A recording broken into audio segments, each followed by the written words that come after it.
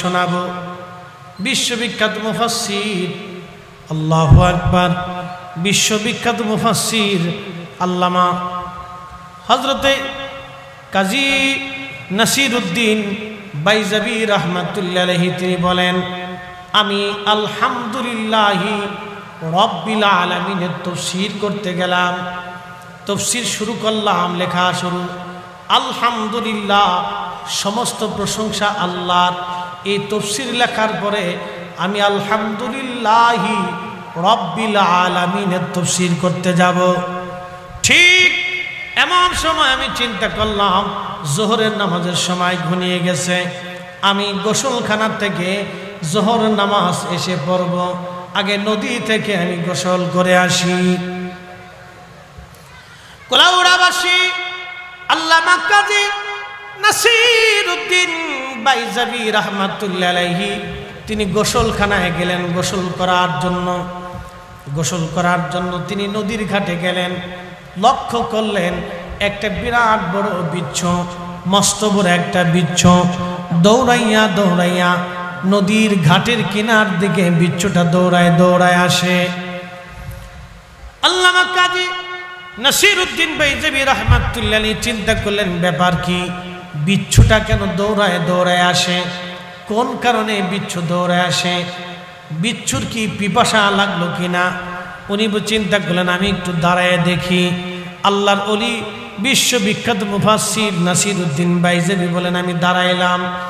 দাঁড়ানোর পরে কিছু সময় পরে আমি আরো আশ্চর্য হয়ে দেখলাম নদীর ভিতর থেকে একটা ব্যাঙ নদীর ভিতর থেকে উঠিয়া নদীর কিনারায় পিঠ লাগাইয়া বসে গেছেন। একবার জোরে বলা যাবে কি আল্লাহু আকবার। শুনিয়া যান, নদীর পানির ভিতর থেকে ব্যাঙ আসিয়া নদীর কিনারায় পিঠ লাগাইছে। নাসিরউদ্দিন বাইজাবি রাহমাতুল্লাহি আলাইহি বললেন, আমি দেখলাম বিচ্ছুটা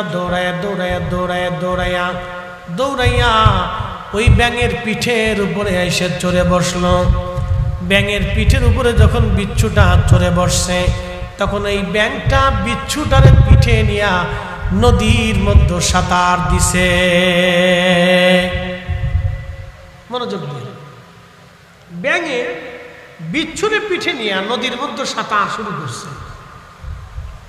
তো নাসিরউদ্দিন বাইজাবি রাহমাতুল্লাহি আলাইহি খুব চিন্তা হলো, জীবনে কোনোদিন ব্যাঙের বিচ্ছু পার করতে দেখলাম না, আজকে ঘটনাটা কি দেখতে হবে। তো উনি ঘটনা দেখার জন্য ব্যাঙের পিছে রওনা দিলেন। ব্যাঙ নদীর মধ্যে নামছে। আল্লামা কাজী নাসিরউদ্দিন বাইজাবি রাহমাতুল্লাহি আলাইহি নদীর মধ্যে নামলেন। ব্যাঙ আগে যায়, উনি ধীরে পিছে যায়। আজকে দেখবো ব্যাঙ বিচ্ছুটাকে কাঁধে নিয়ে কোন জায়গা যায়।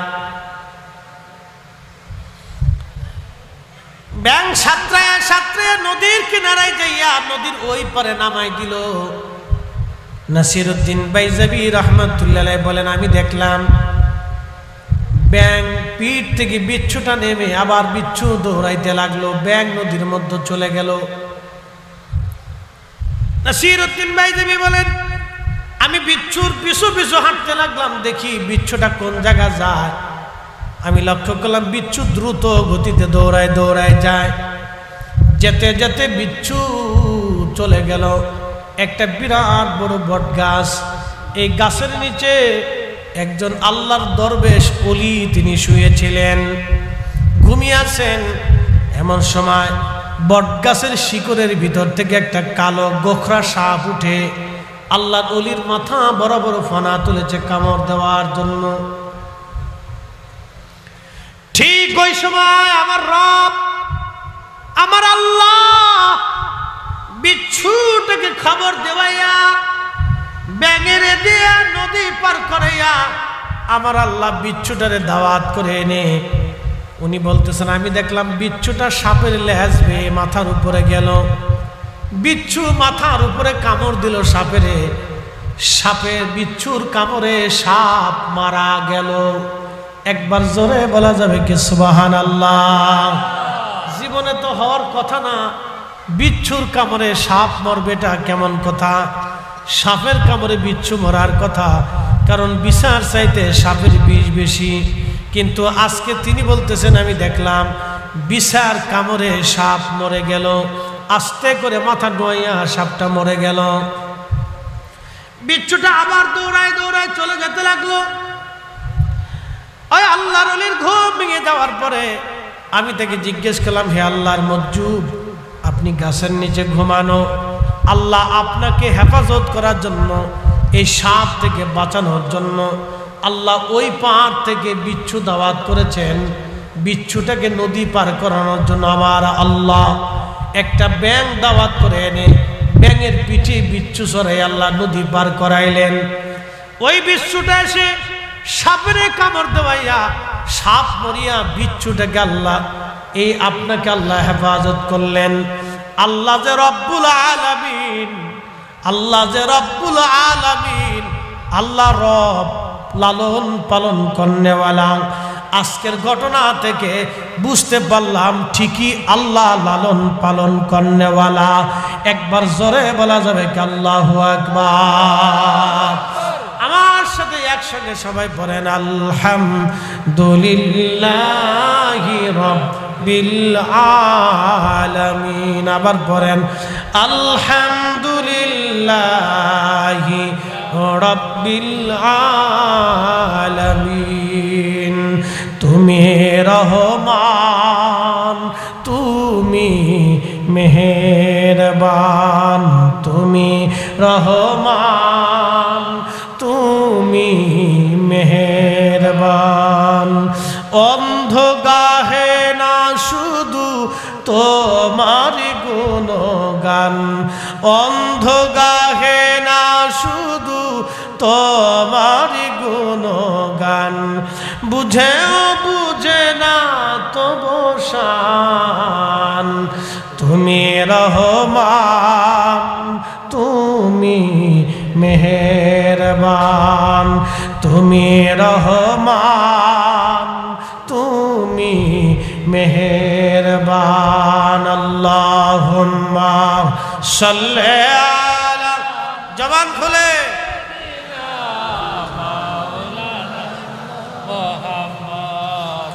ওয়া আলা আলি সাইয়্যিদিনা মাওলানা মুহাম্মদ। তাহলে কি বুঝলেন? চড়ুই পাখির দরকার আছে না নাই? কুত্তার দরকার আছে না নাই? বিড়ালের দরকার আছে না নাই? তাহলে ক্ষমতা থাকলে এইগুলিকে মেরে ফেলে দেওয়া যাবে? নিঃশেষ করা যাবে না। এটা দরকার, এটা আল্লাহর সৌন্দর্য। পৃথিবীতে শয়তান আছে, আবার ইমানদারও আছে, ইহুদি আছে, শিখ আছে, বৌদ্ধ আছে, মুসলমান আছে, হিন্দু আছে, হাজার হাজার ধর্ম, সারা পৃথিবীতে হাজার হাজার ধর্ম আছে। আচ্ছা বলেন তো, আল্লাহ যদি ইচ্ছা করতেন শয়তানকে বন্দি করে নিয়ে আল্লাহ জাহান্নামে ফেলে দিতে পারতেন? কি কথা বলেন? পারতেন না? পারতেন। কিন্তু শয়তান সারা পৃথিবীতে আল্লাহ স্বাধীনতা দিলেন। কে দিছে? না না, জোরে বলেন, শয়তানকে স্বাধীনতা দিছে কে? একসাথে বলেন, কে দিছে? জোরে বলেন, কে দিছে? আল্লাহ শয়তানকে স্বাধীনতা দিয়ে আবার আমরা আল্লাহ বলছেন, ইয়া আইয়ুহাল্লাযীনা আমানু দুখুলু ফিস-সিলমি কাফাতান ওয়া লা তাত্তাবিউ খুতুওয়াতিশ শাইতান।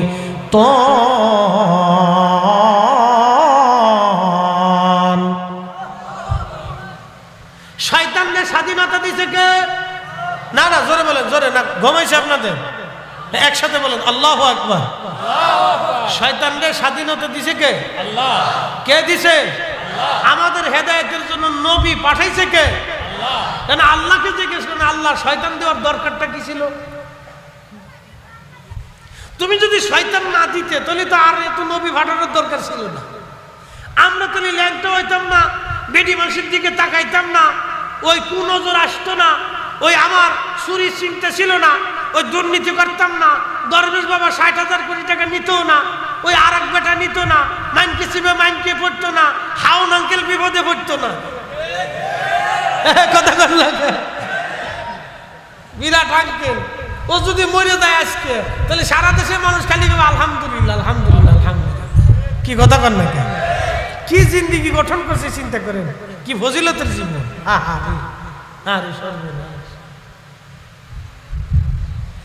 এখন প্রশ্ন হলো, আল্লাহ শয়তান সৃষ্টি করলেন আমাদেরকে পরীক্ষা করার জন্য।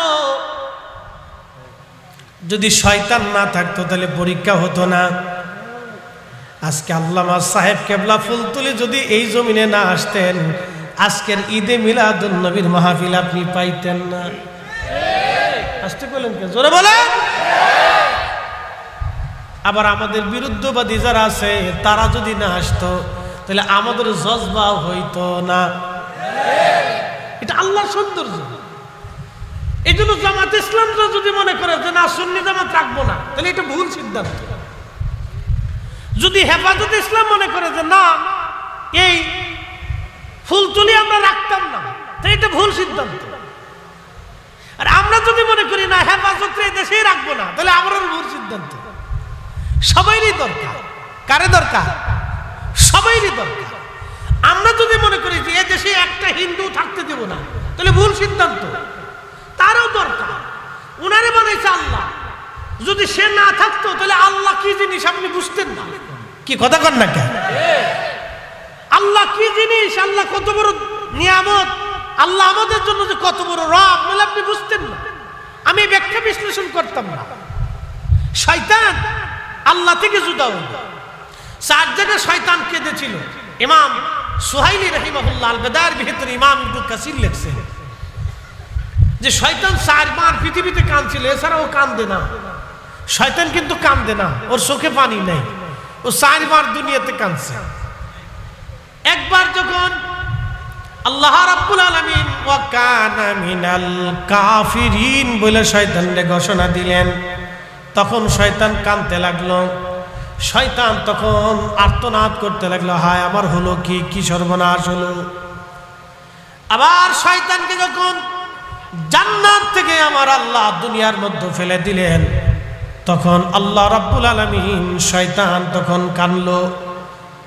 আবার যেই দিন এই 12 রবিউল আউয়ালে সোমবারে সুবহে সাদিকে রহমতের নবী, সৃষ্টির ফাউন্ডেশন হাবিবুল্লাহ, সাইয়্যিদুল কাউনাইন ওয়াস সাকালাইন, ইমামুল মুরসালিন, হাউজে কাউসার ওয়ালা, মাকামে মাহমুদ ওয়ালা, আল্লাহর হাবিব যখন তশরিফ আনলেন, জন্মগ্রহণ করলেন, তখন শয়তান এমন ভাবে আর্তনাদ করতে লাগলো, মাতম করতে লাগলো, কাঁদতে লাগলো। আহা, শয়তানের কান্না তখন শুধু কাঁদতে লাগলো। তামাম সৃষ্টি নবীর আগমনে খুশি, একমাত্র বেজার ছিল শয়তান। ইমাম সুহাইলি ইমাম ইবনে কাসির আল বাদার মধ্যে লিখতেছেন শয়তান একমাত্র বেজার। এই জন্য নবীর আগমনে মিলাদুন নবীতে আমরা ঈদে মিলাদুন নবী মনে করি। আমরা নবীর আগমনে তামাম মাখলুক খুশি, একমাত্র শয়তান হলো বেজার। কথা বলেন ঠিক কিনা?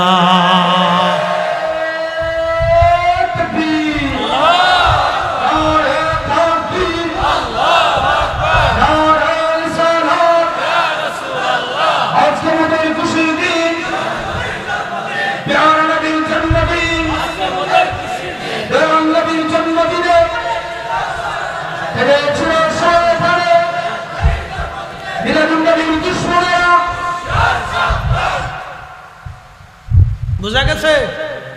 নবীর আগমনে খুশিকে তামাম, বেজারকে আজাজিল। তা আমরা তো আজাজিলের অনুসরণ করতে পারি না। কোরআন বলতেছে ওয়ালা তাত্তাবিউ খুতুওয়াতিশ শাইতান, তোমরা শয়তানের ইত্তেবা করিও না। শয়তান যেই দিনে কাঁদছে সেই দিনে আমরা খুশি আনন্দ উদযাপন করব, এটাই আমাদের ঈদে মিলাদুন নবী। কথা কোন ঠিক না বেঠিক? এত দলিল লাগে নাকি মিলাদুন নবী? ইমানদারি একটুতেই দলিল চলে। শয়তান এই দিন বেজার কান্না করেছিল, সেই দিন আমরা খুশি হলাম, আনন্দ পাইলাম, আনন্দ করলাম, নবীর আগমনে আমরা খুশি। এই জন্য কাজী নজরুল কত চমৎকার লেখছেন, ত্রিভুবনের প্রিয় মুহাম্মদ, ত্রিভুবনের প্রিয় মুহাম্মদ এলো রে দুনিয়ায় রে, সাগর আকাশ বাতাস দেখবি যদি আয় রে, সাগর আকাশ বাতাস ধুলির ধরা বেহেশত আজ জয় করিল দিল রে লাজ, ধুলির ধরা বেহেশত আজ জয় করিল দিল রে লাজ, আজকে খুশির ঢল নেমেছে ধূসর সাহারায়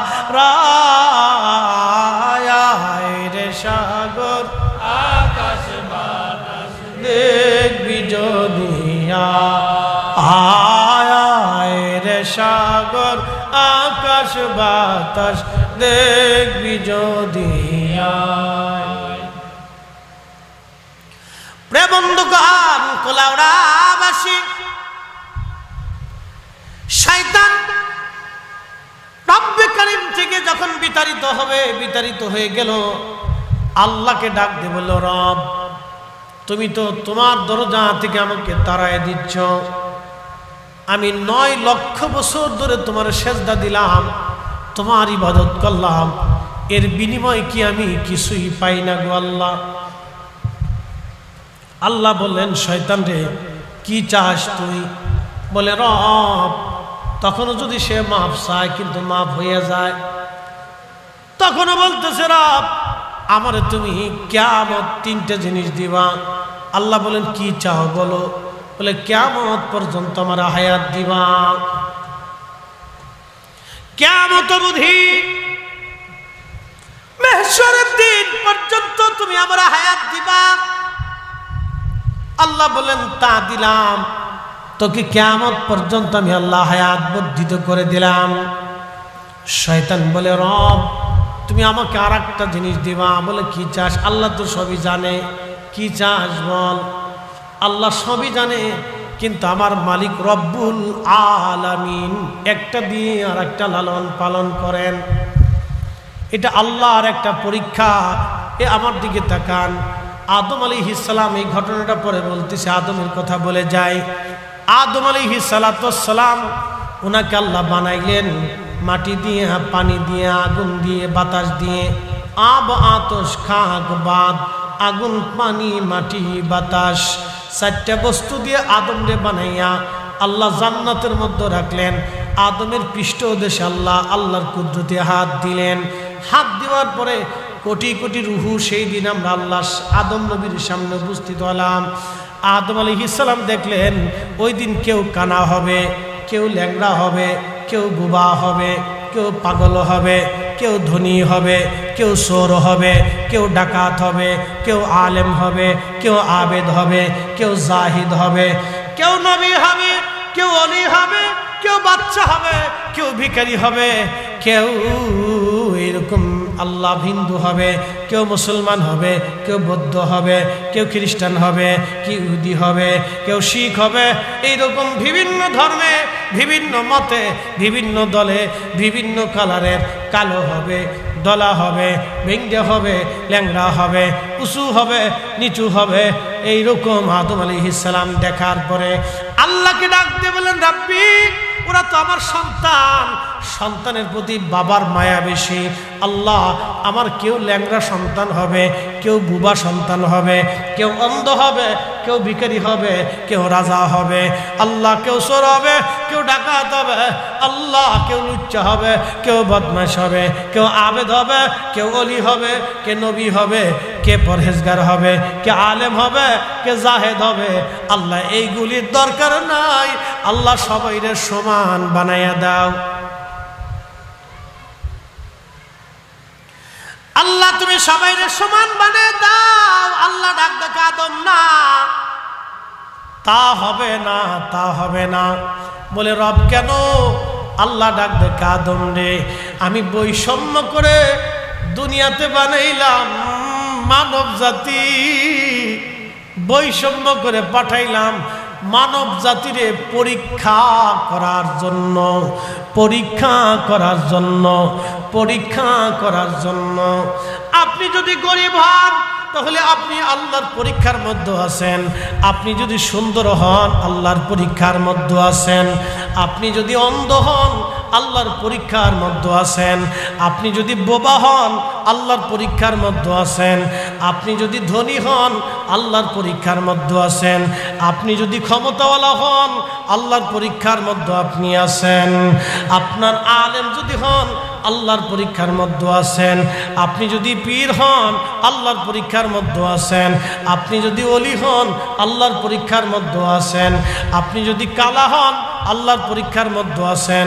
আপনি ভিখারি হন আল্লাহর পরীক্ষার মধ্যে আপনি আছেন। জিন্দেগি পরীক্ষা, পরীক্ষা, পরীক্ষা জিন্দেগি। আল্লাহর কোরআন বলতেছে ওয়ালা নাবলুওয়ান্নাকুম বিশাইইম মিনাল খাউফি ওয়াল জুই ওয়া নাকসিম মিনাল আমওয়ালি ওয়াল আনফুসি ওয়াস সামারাত।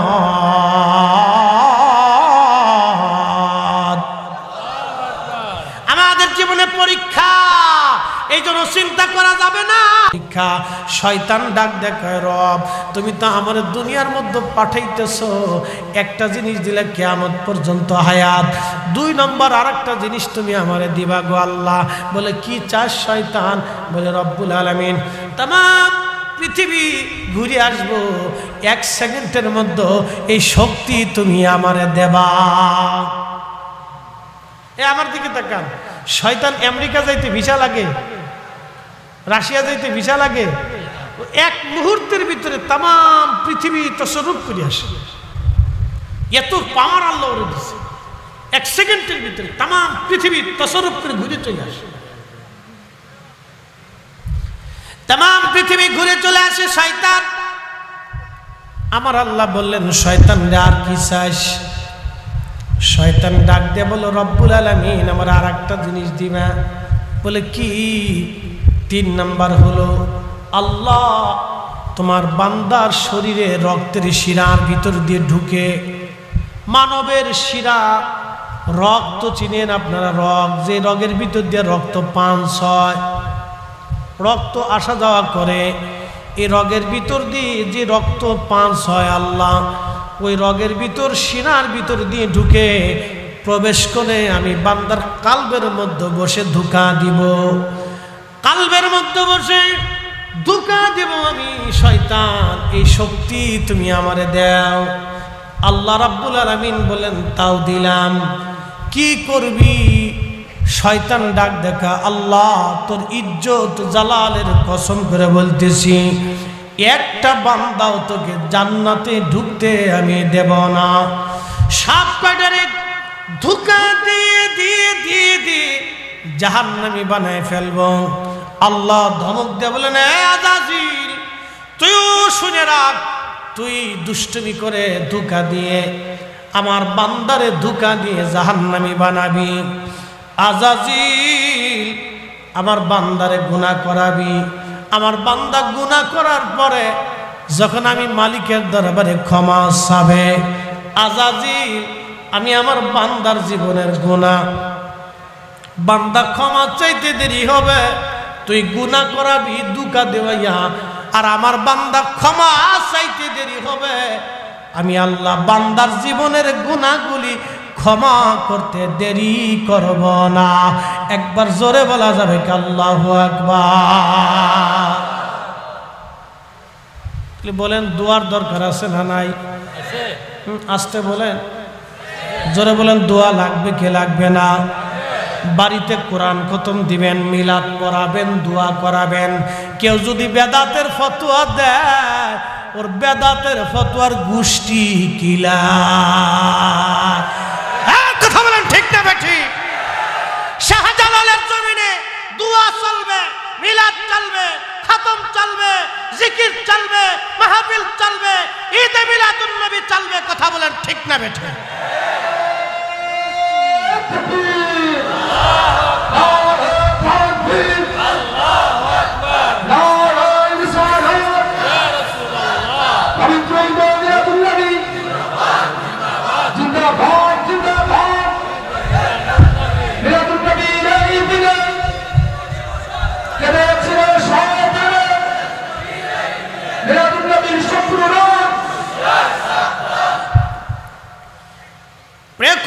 মুসলমান,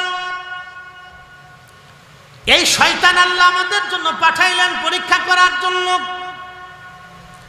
আল্লাহ শয়তান পাঠাই দিয়ে বললেন, ওয়ালা তাত্তাবিউ খুতুওয়াতিশ শাইতান, শয়তানের ইত্তেবা করিও না। এরপরে আল্লাহ আর বলল, ইন্নাহু লাকুম আদুউম মুবিন, সে তোমাদের প্রকাশ্য দুশমন, সে তোমাদের প্রকাশ্য দুশমন। শয়তান সৃষ্টি করলেন আমার আল্লাহ, এটাও আল্লাহর পরীক্ষা। এজন্য বাংলাদেশের সব দল থাকবে। কি কথা বলেন ঠিক কিনা?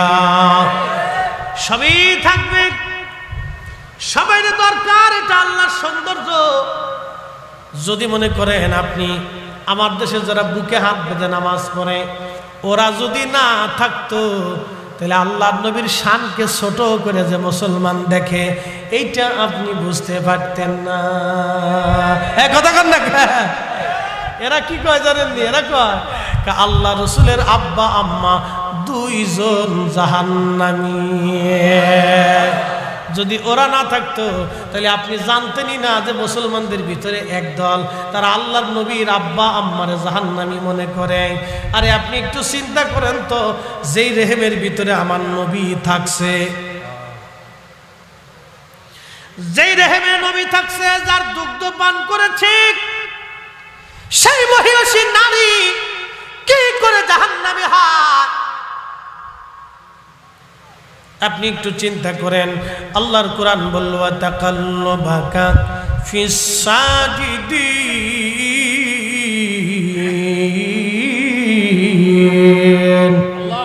হাবিব আপনাকে সেজদাকারীদের মাধ্যমে দুনিয়াতে আনছি। হাবিব আপনাকে সেজদাকারীদের মাধ্যমে দুনিয়াতে আনছি। আল্লাহর নবীর আব্বা আম্মা দুইজন ছিলেন সেজদাকারী বান্দা। তারা জীবনে কোনোদিন কোনো প্রতিমার সামনে, কোনো মূর্তির সামনে, কোনো পাথরের সামনে, কোনো গাছের সামনে, সূর্যের সামনে, পাহাড়ের সামনে কোনোদিন মাথা নত করেন নাই, সেজদা তারা করেন নাই। তারা একবারে নিষ্কলঙ্ক ছিলেন। হযরত ইবনে আব্বাস রাদিয়াল্লাহু আনহু তাবুকের যুদ্ধের ময়দানে 30,000 সাহাবীর সামনে তিনি নবীজির প্রশংসা গাথা গাইতে যায় বলেছিলেন, তুনকালু মিন সালিবিন ইলা রাহিমিন ইজা মাদা আলামু বাদা তবাক। নবী গো, আল্লাহ আপনাকে পবিত্র চুল থেকে, রেহেম থেকে চুল করে পবিত্রতার মাধ্যমে আল্লাহ দুনিয়াতে আনছেন। আল্লাহর নবী বলতেন, আমার মা তাহেরা তৈয়্যিবা পবিত্রা সতী সাধবী নারী ছিলেন আমার মা। জাহিলিয়াতের নাপাকি, শারাবি, খারাবি, হারামি, কোন সোয়া, কোন বাতাস হযরত সাইয়্যেদা আমেনা রাদিয়াল্লাহু আনহার শরীরে লাগে নাই। একটা কথা মনে রাখবেন, তার পেটের ভিতরে আমার নবী ছিলেন। কোন শারাবি, খারাবি, হারামি, নাপাকি, কোন ফাহিশি, শিরকি হযরত সাইয়্যেদা আমেনা রাদিয়াল্লাহু আনহার শরীর স্পর্শ করে নাই। হযরত আব্দুল্লাহ ছিলেন তার স্বামী, আল্লাহর নবীর বাবা, যার মাধ্যমে নূরে মুহাম্মদী আসছে। কোন শারাবি, খারাবি, হারামি, নাপাকি, আল্লাহু আকবার, কোন শিরকি হযরত আব্দুল্লাহর শরীরে বাতাস পর্যন্ত লাগে নাই। ওরা কিভাবে বলতেছে, বলে দিচ্ছে ঠাস ঠাস ঠাস ঠাস করে বলে দিচ্ছে। বলার সময় একটু শরীরও কাঁপে না, মুখও কাঁপে না। আবার তাদের কথাও কিন্তু অনেক মানুষ মেনেও নিচ্ছে। কি কথা কর না, অনেক লোক কি করতেছে, মেনে নিচ্ছে। তার মানে বোঝা গেল ওরা যদি না থাকতো তাহলে আপনি বুঝতেনই না যে এইরকম আকীদা বিশ্বাসের মানুষ দুনিয়াতে আছে। তা আমাদের ভিতরে এগুলো এগুলো আল্লাহর পরীক্ষা, এগুলো থাকবে। প্রিয় মুসলমান, খুব মনোযোগ দিয়ে এখন আমি আল্লাহর নবীর জীবনের ছোট্ট একটু পাঠ, জীবনের একটা অংশ আপনাদের সামনে উঠাইয়া বিদায়ের দিকে চলে যাব। না কষ্ট হচ্ছে আপনাদের? তাহলে একসাথে জোরে বলেন তো আল্লাহু আকবার। সমস্ত শক্তি দিয়ে বলেন আল্লাহু আকবার। সূর্য চলে কার আইনে? আসমান চলে কার আইনে? চাঁদ চলে কার আইনে? জমিন চলে কার আইনে? নদীর পানি চলে কার আইনে? সমুদ্রের জোয়ার ভাটা কার আইনে? আমরা চলবো কার আইনে? তাহলে ঈদে মিলাদুন নবীর মাহফিল কার আইনে? জোরে বলেন কার? না না, আরো জোরে বলেন কার? আল্লাহর আল্লাহর আল্লাহর আল্লাহর। কে বেদাতি? বেদাতি বললো ছাতা দেখার সময় আমাদের নাই। কথা কোন ঠিক কিনা? মনোযোগ দেন। আল্লাহর নবী দুনিয়াতে তাশরীফ আনলেন। সাইয়্যিদা আমেনা রাদিয়াল্লাহু আনহার বাড়ি হালিমা আসছে। উনি যখন ধাত্রীমা হয়ে মক্কায় আসলেন, সারা মানুষ মক্কা থেকে সন্তান নিয়ে তারা চলে গেল সুদূর তায়েফে। সবাই 3 দিন আগে চলে গেল, আর হালিমা 3 দিন পরে আসছে। ওনার উট ছিল দুর্বল, ওনার গাধা ছিল দুর্বল, উনি নিজেও ছিলেন দুর্বল। সাইয়্যিদা আমেনা তিনি বলতেছেন, হযরত সাইয়্যিদা হালিমাতুস সাদিয়া তিনি বলেন, আমি মক্কায় গেলাম। মক্কায় যাওয়ার পরে আমি মক্কাবাসীদের কাছে খোঁজ নিলাম মক্কায় কি কারো বাড়ি কোনো সন্তান আছে কিনা। সবাই বলল না, মক্কার ঘরে মক্কার বাড়ি কারো বাড়ি সন্তান নাই। সাইয়্যিদা আমেনা হালিমাতুস সাদিয়া তিনি তিনার স্বামীকে বললেন, স্বামী রে, মক্কায় কারো বাড়ি কোনো সন্তান নাই, চলো আমরা ফিরে চলে যাই। কিন্তু একজনের বাড়ি মাত্র একটা বাচ্চা আছে, তার নাম আমেনা। স্বামীর নাম আব্দুল্লাহ, মারা গেছে। হযরত আব্দুল্লাহ রাদিয়াল্লাহু আনহু তিনি ব্যবসা করার জন্য বর্তমান যেটা গাজা, বর্তমানে কি গাজা, এই গাজার আগে নাম ছিল আসকালান। বর্তমানে যে গাজা, এটার আগে নাম ছিল আসকালান। এখানে সমুদ্রের কিনারবর্তী এলাকা, এখানে বিরাট বড় পর্যটন কেন্দ্র এবং সামুদ্রিক এইখান ব্যবসায়িক কেন্দ্র ছিল। এটাকে তৎকালীন জমানায় শাম বলা হতো। সুদূর মদিনা হয়ে হযরত আব্দুল্লাহ তিনি ব্যবসা করার জন্য ওইখানে গিয়েছিলেন।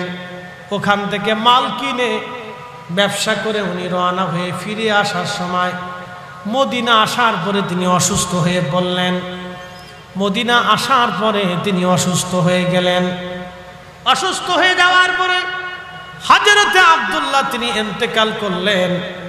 তখন হযরতে আমেনা রাদিয়াল্লাহু আনহা, আমার নবীজির মা তখন অন্তঃসত্ত্বা, আমার রাসূল তার মায়ের রেহেমের ভিতরে তাশরীফ এনেছেন। তখন আব্দুল্লাহ রাদিয়াল্লাহু আনহু ইন্তেকাল করলেন। মক্কায় খবর আসলো আব্দুল্লাহর দুনিয়াতে নাই, সে মারা গেছে। নবীজির দাদা হযরত আব্দুল মুত্তালিব তিনার সন্তান হারেসকে মদিনায় পাঠায় বললেন, বেটা দেখে আসো আমার আব্দুল্লাহ কি বেঁচে আছে না মরে গেছে। হারেস মক্কায় মদিনায় এসে দেখলেন না, আব্দুল্লাহ মারা গেছে, তাকে কবর দেওয়া হয়েছে। আমি যতটুকুন জানছি, আমার দিকে তাকান, আমি যতটুকুন জানলাম, মদিনায় যাওয়ার পরে মদিনাতে সংস্কার কাজ চলতেছিল। হযরতে আব্দুল্লাহর লাশ পাওয়া গিয়েছিল মদিনায়। একবার জোরে বলা যাবে কি আল্লাহু আকবার? হায় হায় হায়! সেই লাশ উঠাইয়া জান্নাতুল বাকিতে দাফন করা হয়েছে, কিন্তু কোন জায়গা করা হয়েছে কোনো চিহ্ন দেয় নাই। বর্তমান যে মসজিদে নববী, এই মসজিদে নববীর বিরাট বড় এরিয়ার ভিতরে লাশ পড়েছিল। ওই লাশ পাওয়ার পরে উঠাইয়া জান্নাতুল বাকিতে দাফন করা হয়েছে। সেটা আব্দুল্লাহ রাদিয়াল্লাহু আনহুর লাশ। হাজার বছর পর তার লাশ অক্ষত নষ্ট হয় নাই, কারণ তারই মাধ্যমে রাহমাতুল লিল আলামিন দুনিয়াতে আসছে। এ লাশ পচতে পারে না, গলতে পারে না, নষ্ট হতে পারে না। কথা বলেন ঠিক কিনা?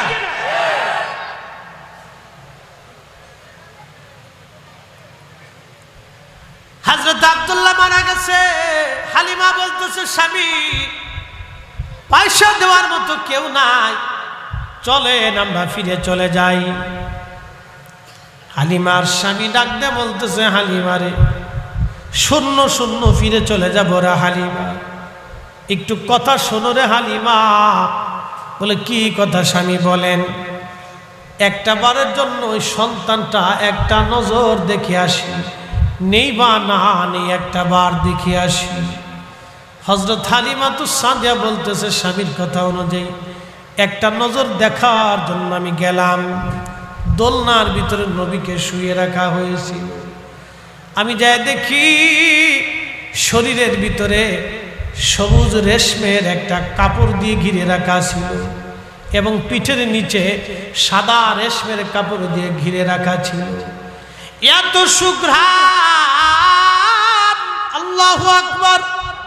হালিমা বলতেছে, এত সুঘ্রাণ আসতেছিল, এই সুঘ্রাণ আমি দুনিয়ার কোন বস্তুর মধ্যে কোনোদিন আমি পাই নাই। এত সুঘ্রাণ, নবীর সেই সুঘ্রাণ এখনো আছে।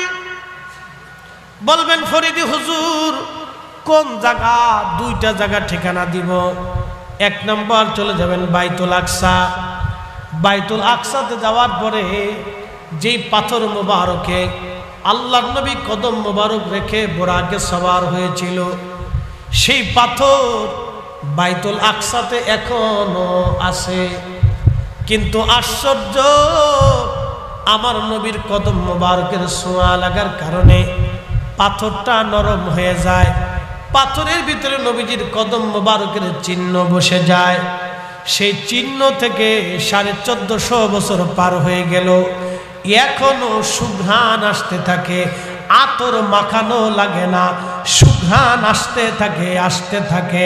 একবার জোরে বলা যাবে কি ইয়া রাসূলুল্লাহ?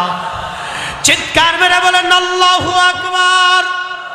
তাহলে যারা বলে নবী আমাদের মতো, আমরা নবীর মতো, তাদের দাবিতে তারা মিথ্যাবাদী, তারা ভুলের মধ্যে আছে। আমরা সুন্নিরাই হক হক হক। কথা কোন ঠিক কিনা? খুব মনোযোগ দিয়েন। বলে হুজুর আর কোন জায়গা সেই সুঘ্রাণ আছে? সেই সুঘ্রাণটা যদি দ্বিতীয় জায়গা পেতে চান, উহুদের ময়দানে চলে যাবেন। উহুদের মাঠের মধ্যে পাবেন না, উহুদের পাহাড়ে যেতে হবে আপনাকে। বলে পাহাড়ের কোন জায়গা যাবেন? ঠিকানা দিয়ে যাই। পাহাড়ের ওই জায়গা যাবেন যেইখানে নবীজির দন্ত মোবারক শহীদ হওয়ার পরে, মাথা মোবারকে লোহার হেলমেটের করা ঢুকে যাওয়ার পরে আল্লাহর নবীকে সাহাবীরা এবং ফেরেশতারা ধরে নিয়ে উহুদ পাহাড়ের সেই ফাঁকা জায়গায়, একবারে পাহাড়ের কোনায় একটা পাথরের বিরাট বড় মস্ত বড় পাথরের ফাঁকা, ওই ফাঁকা জায়গায় আল্লাহর নবী সারা রাত্র বিশ্রাম করেছিলেন। সারা মদিনায় জানাজানি হয়েছিল নবী নাই, নবী শহীদ হয়ে গেছে। ওই জায়গায় নবীজি বিশ্রাম করতেছিলেন। ওই জায়গা যাবেন, দিনের বেলা গেলে হবে না, রাত্রি বেলা যাবেন। রাত্রি বেলা যাওয়ার পরে আমি ফরিদি আপনাদের সিলেটের মাওলানা খাজা মাইনুদ্দিন আহমদ জালালাবাদী সাহেব ছিলেন। এবছর হজে গিয়েছিলাম। মাওলানা গজনবী ভাই ছিলেন আপনাদের সিলেটে, আরো কয়েকজন আলেম বন্ধু, আপনাদের এমপি সাহেব হুজুর, তিনার সঙ্গে একসঙ্গে আমরা হজ করেছি। উনিও ছিলেন এবছর হজে।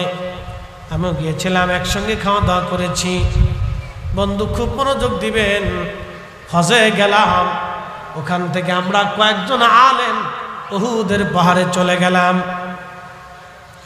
উহুদের সেই ফাঁকা জায়গা, এশার নামাজের সময় যখন গিয়েছি, মনোযোগ দিবেন, এশার নামাজের সময় যখন গেলাম, আল্লাহু আকবার, বাতাস থেকে শুধু সুঘ্রাণ আসতে লাগলো, শুধু ঘেরান আর ঘেরান।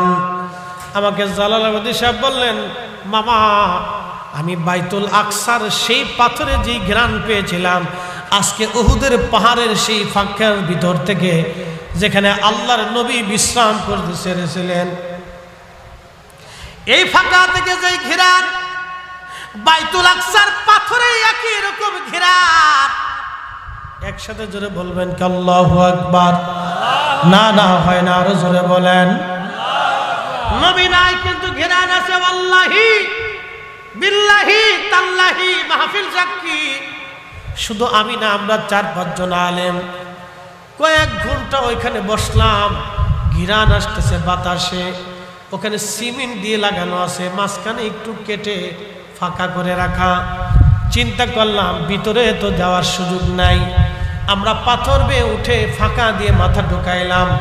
আল্লাহর কসম, কুলাউড়াবাসী, এমন সুঘ্রাণ পৃথিবীর কোনো আতরে আপনি আর পাবেন না।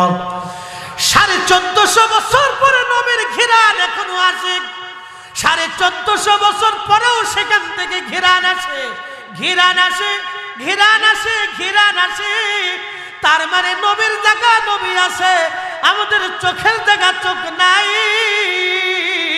নবীর সুঘ্রাণ যদি 1450 বছর পরে সেই জান্নাতি ঘ্রাণ এখনো পাওয়া যায়, তার মানে বোঝা গেল নবী আর আমরা এক মানুষ, তা হতে পারে না। কি কথা বলেন, ঠিক কিনা? এশার নামাজ পড়লাম, নফল পড়লাম, মিলাদ শরীফ পড়লাম, দোয়া করতে লাগলাম, কান্নাকাটি করলাম, মাপ চাইলাম আল্লাহর কাছে, আল্লাহর দরবারে ক্ষমা চাইলাম। ওই সময় আমার কাছে যারা দোয়া চাইছিল তাদের জন্য দোয়া করলাম। মদিনাতুল মুনাওয়ারার সবুজ মিনারা ওইখান থেকে দেখা যাইতেছিল। উহুদ পাহাড়ে নবীজিকে ভালোবাসার জন্য, উহুদ আল্লাহর জান্নাতি পাহাড়। নবী বলতেন, উহুদ আমারে ভালোবাসে, আমি নবী উহুদ রে ভালোবাসি। আলা বাবিম মিন আবওয়াবিল জান্নাহ, এই উহুদ হলো একটা জান্নাতের পাহাড়। সুঘ্রাণ ওখান থেকে 1450 বছর পরে এখনো আসে। হালিমাতুস সাদিয়া বলতেছে, আমি রসুলের কদম মোবারকের, নবীজির দোলনা মোবারকের কাছে গেলাম, এমন সুঘ্রাণ আসতেছে, দুনিয়ার কোনো আতরে এমন সুঘ্রাণ আমি পাইনি। সুঘ্রাণ পাওয়ার পর আমি মোহিত হয়ে গেলাম। নবীজির সুন্দর চেহারা দেখে হালিমা বলতেছিলেন, দুনিয়ার মানুষ, মানুষ যে এত সুন্দর হয়, আমি হালিমা জীবনেও কোনোদিন দেখি নাই এত সুন্দর মানুষ, এত সুন্দর চেহারা তার নুরানি, এত সুন্দর আমার নবী। হালিমা বলতেছে, নবীজির ঘুম ভাঙানোর জন্য বক্ষ থেকে সবুজ, সাদা সবুজ রেশমের কাপড় আমি সরাইয়া আমার হাতের আঙ্গুলি দিয়া বক্ষ মোবারকে আলতো আলতো করে মেসেজ করতেছিলাম। মেসেজ করতেছি যাতে ঘুম ভাঙ্গে। এমন সময় দেখি আল্লাহর নবীর ঘুম ভেঙে গেল। আমার দিকে তাকাইয়া নবী ছোট্ট করে একটা মুস্কি হাসি দিলেন। ওই হাসিতে আমি হালিমা পাগল পারা হয়ে গেলাম। আমি লক্ষ্য করলাম তিনার জুলফি মুবারকের মাঝখানে, আমি লিখতেছি এই ঘটনা, লিখেছেন ইমাম মুল্লা আলী কারি মাক্কি আল মাউরিদুর রাবি ফি মাউলিদিন নবীর ভিতরে। এই কিতাব আমার ঘরে আছে। বন্ধু, হযরত হালিমা বলতেছে, তুই জুলফি মুবারকের মাঝখানে কপাল, এই কপাল থেকে একটা নূর মুবারক, নূর মুবারক, নূর মুবারক বের হয়ে খেলালাস সামা, মধ্য আকাশ পর্যন্ত নূর চলে গেল। আমি দেখতে লাগলাম, আমি দেখলাম কপাল মুবারক থেকে নূর খেলাল সামা, মধ্য আকাশ পর্যন্ত চলে গেল। একবার জোরে বলা যাবে কি আল্লাহু আকবার। শ্রেষ্ঠ নবী দিলাম রে তরিয়ে নিতে রোজা হাসরে, ঠিক কিনা? শ্রেষ্ঠ নবী দিলাম রে তরিয়ে নিতে রোজা হাসরে, পথ না ভুলি তাই তো দিলে পাক কুরআনের বাণী। খুদা তোমার মেঘের বাণী, সুন্দর ফুল সুন্দর ফল মিঠা নদীর পানি, খুদা তোমার মেঘের বাণী, খুদা তোমার মেঘের বাণী। হযরত হালিমাতুস সাদিয়া বলেন, আমি ওই জুলফি মুবারকের মাঝখানে কপাল মুবারকে চুমা লাগাইলাম। চুমা লাগাইয়া আমি নবীর কোলের মধ্যে নিলাম। আমি দুর্বল ছিলাম, কোলে নেওয়ার সঙ্গে সঙ্গে আমার শরীর সতেজ হয়ে গেল। আমার উট, আমার দিকে তাকান, উট উট দৌড়াইয়া, যে উট নিয়ে হালিমা তায়েব থেকে মক্কা এসেছিল, এই উট দৌড়াইয়া দৌড়াইয়া দৌড়াইয়া কাবা শরীফের সামনে যাইয়া আল্লাহর ঘরের সামনে সেজদায় পড়ে গেল। নবী পাইয়া উঠে খুশি, নবী পাইয়া পশুরা খুশি, আমরা মানুষ খুশি হতে পারলাম না। আমরা যারা খুশি তারা ভাগ্যবান, আমরা যারা খুশি তারা ভাগ্যবান, ভাগ্যবান। ওরে বনের যত পশু গণ ভক্তি করতই দুই চরণ, মেঘমালা